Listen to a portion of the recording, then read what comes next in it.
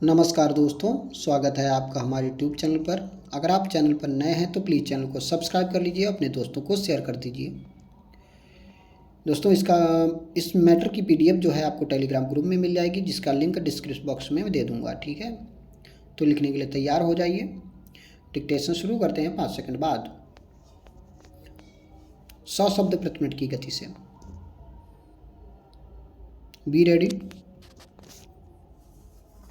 Start. सभापति महोदय, अंत में मैं यह कहते हुए अपना भाषण समाप्त करूंगा कि इस जांच समिति की घोषणा माननीय कृषि मंत्री जी द्वारा अभी की जानी चाहिए, जिससे कि जो वक्तव्य वे सदन में देने वाले हैं उसमें तरमीम हो सके। हमें बता दिया जाए कि हमारा नाम बोलने वालों की सूची में है कि नहीं। यहाँ से काफ़ी लोग चले गए हैं। ऐसा प्रतीत होता है कि जो वक्ता हैं वही यहाँ बैठे हैं। मैं आपको 1971 की याद दिलाना चाहता हूँ, जिसके जख्म अभी तक हरे हैं। मुझे याद है, मैंने 1971 के युद्ध के बाद हिंदी की सबसे बड़ी पुस्तक हिमालय पर लाल छाया लिखी थी। उस समय भी यही भाषा बोली जाती थी। क्या ज़रूरत है युद्ध की तैयारी करने की? हमारे सिद्धांत हैं, हम किसी पर हमला नहीं करेंगे। सब हमारे मित्र हैं। लेकिन उस समय चीन युद्ध की तैयारी कर रहा था और भारत के अंदर हिंदी चीनी भाई भाई नारे का नशा पिलाया जा रहा था। आक्साई चीन के अंदर चीन की मशीनरी आई, पहाड़ खोदा और सड़क बनना शुरू हो गई। हिंदुस्तान की धरती में चीन ने सड़क बना ली, लेकिन भारत सरकार को पता ही नहीं चला। हम हिंदी चीनी भाई भाई का नारा लगाते रहे। सभापति जी, इससे ज़्यादा शर्म की बात और क्या हो सकती है कि सड़क हमारी धरती पर बनकर तैयार हो गई और जब उसका उद्घाटन हुआ तब भारत सरकार को पता लगा। हम 1971 में युद्ध की तैयारी नहीं कर रहे थे, चीन कर रहा था। चीन ने जब हमला किया तो कोई सिद्धांत काम नहीं आया और हिंदुस्तान को शर्मनाक हार का मुंह देखना पड़ा। हमें तेजपुर खाली करना पड़ा।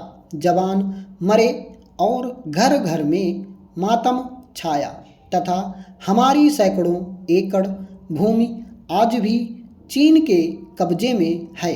हम 1971 की उस हार को नहीं भुला सकते हैं। मैं एक बात और कहना चाहता हूँ और वह यह है कि भारत एक और 1971 सहन नहीं कर सकता है, देख नहीं सकता है। सभापति जी, 1971 में भी यही भाषा बोली जाती थी और यही लोग सत्ता में थे तथा युद्ध की तैयारी नहीं थी।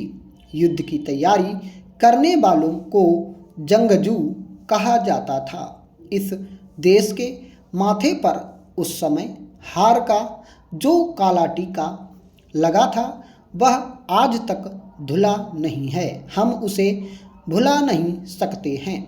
आज भी हिमालय घायल है और उस समय हिमालय पर जो आक्रमण हुआ था उसके कारण यह देश 10 साल पीछे चला गया।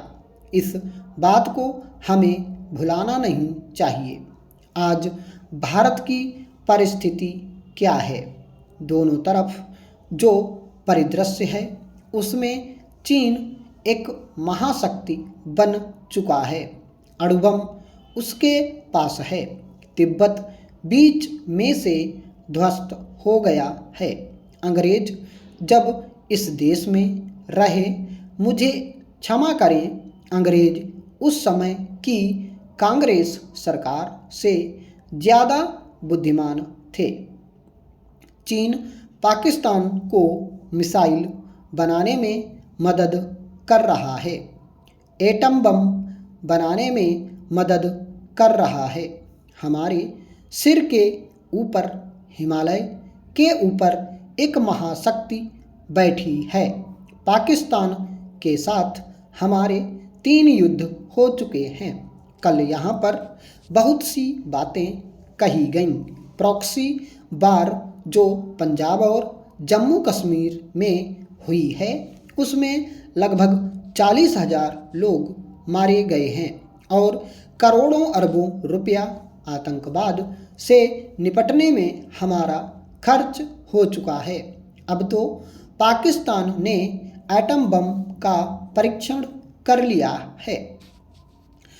अध्यक्ष महोदय, मध्य प्रदेश में आदिवासी वित्त विकास निगम का गठन किया गया है और निगम में आदिवासियों की सुख सुविधा के लिए, उनके विकास के लिए अनेक योजनाएं बनाई गई हैं, परंतु वर्तमान समय में 1996 से लेकर आज तक अनेक ऐसी योजनाओं का लाभ आदिवासियों को मिलना चाहिए था, लेकिन सरकार ने अपनी तरफ से जो नीति संगत विषय बनाया है, उस नीति के अनुरूप कोई ऐसा कार्यक्रम नहीं किया है।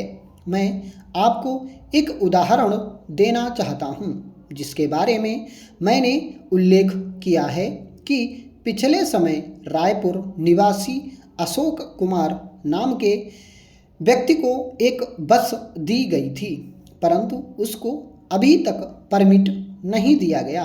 इसी तरह जिन आदिवासियों को बस के लिए ऋण दिया गया है, उनसे 6% ब्याज लेना था, परंतु मध्य प्रदेश सरकार और कॉरपोरेशन उनसे 12% से लेकर 14% तक ब्याज वसूल कर रहा है। अध्यक्ष महोदय, यह एक बहुत गंभीर अपराध है।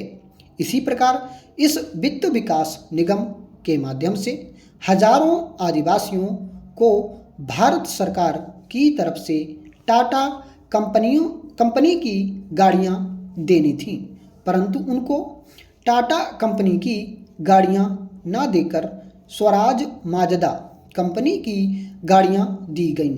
ऐसी अनेक घटनाएं सामने आई हैं।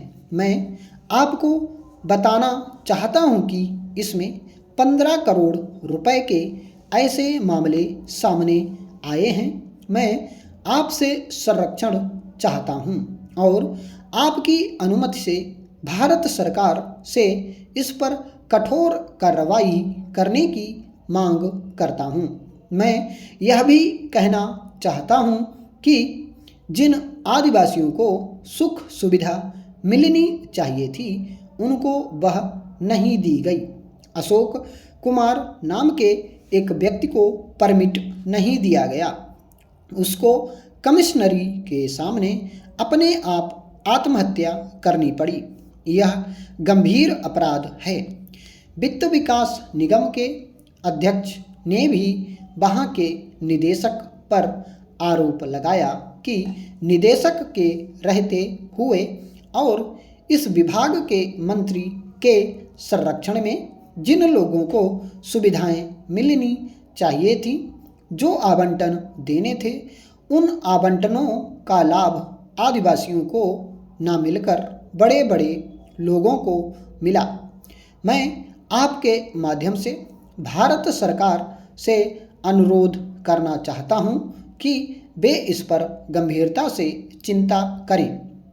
चूँकि यह संपूर्ण मामला मध्य प्रदेश के आदिवासियों का है, मैं यह भी मांग करता हूं कि भारत सरकार इस मामले की तुरंत जांच कराए। आपने मुझे समय दिया, इसके लिए बहुत बहुत धन्यवाद। हम चाहते हैं कि आप इसके लिए एक जांच कमेटी बैठाएं। सभापति महोदय, पिछले 50 सालों से हम आज तक अपने देश में सिंचाई का प्रबंध नहीं कर पाए हैं। कभी बाढ़ आ जाती है, कभी सूखा पड़ जाता है और सारी खेती तबाह हो जाती है, लेकिन कभी इस बात पर ध्यान नहीं दिया जाता है कि ऐसा क्यों होता है। मैं कृषि मंत्री महोदय से प्रार्थना करना चाहता हूं, आप एक अधिकार संपन्न कमेटी बनाइए जो इन सब बातों की जांच करे कि इनके क्या कारण हैं। स्टॉप।